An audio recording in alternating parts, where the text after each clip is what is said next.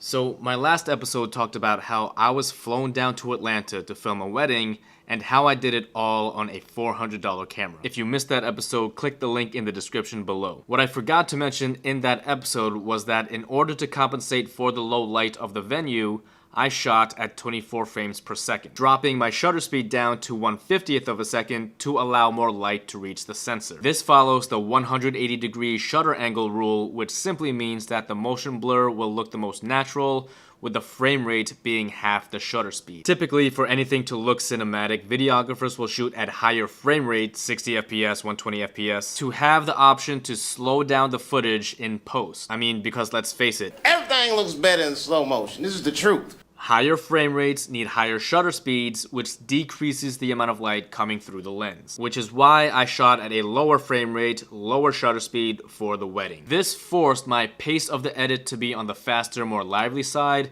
as opposed to the typical slow motion, romantic, dreamy type video, which got me thinking about how dependent we are using higher frame rates and slow motion. I mean, I'm even guilty of this. I shoot real estate videos professionally, and in order to hide any bumps or bouncing in the camera movement, I shoot at 60 frames per second and then slow it down. You'll see slow motion in every wedding video, promo video, fitness video, B-roll, corporate commercial, everything. Now, why is that? The answer is super simple, and that is slow motion just looks really good. It makes the simplest, most mundane things look dramatic. And it's the easiest way to make anything look cinematic, which is why I kind of see it as a crutch, albeit an effective one. I mean, come on, let's be real. You could film a lot less content, use less creativity, slow it down to have a longer playback, and you could still have a pretty decent looking video.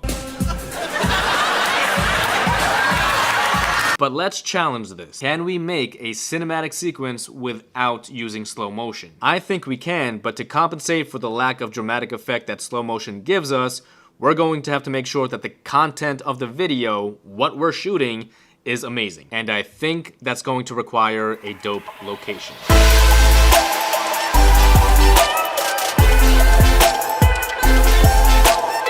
It looks like we got here a little bit too late. I try to wake up early to get this sign at night, or at least before sunrise, and it would be all lit up. It would have looked dope, but we're still gonna get dope footage.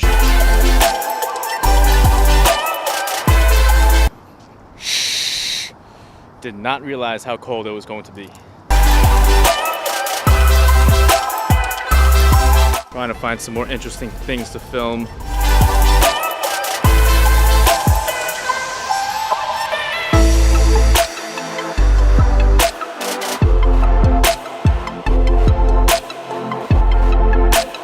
Man, that was a lot of fun. So shooting 24 frames per second and creating a cinematic sequence can be pulled off if you keep three things in mind: pace of the edit, music selection, and story. Without random slow motion shots to make the video look cool, these three things will retain the viewer's attention. This means the pace of the edit has to be a little bit faster, it has to be engaging and exciting, and every added clip has to contribute to the story. To match the pace of the edit, a good music track is needed. Something with ups and downs is helpful because you could time the most eventful parts of the sequence to when the music is most intense. And story. In this sequence, the audience is following me seek out content to film at 24 frames per second and see how I make it cinematic. Now, could I have shot this sequence in slow motion? Absolutely. In fact, I think it might even look a little bit better. But the point of this video was to challenge the need to use slow motion all the time in order to make a good video. Because most of the time, I think that slow motion is overly used, and it could sometimes dampen creativity. So that's the video, that's all I got for you. If you found this video informational, or at the very least entertaining, don't be shy to show me some love and hit that like button below. If you want to see more videos like this where I share my videography experiences to help anyone out, consider subscribing. Thank you so much for watching. This is Kevin Mendoza, and I'll see you in the next one. Peace.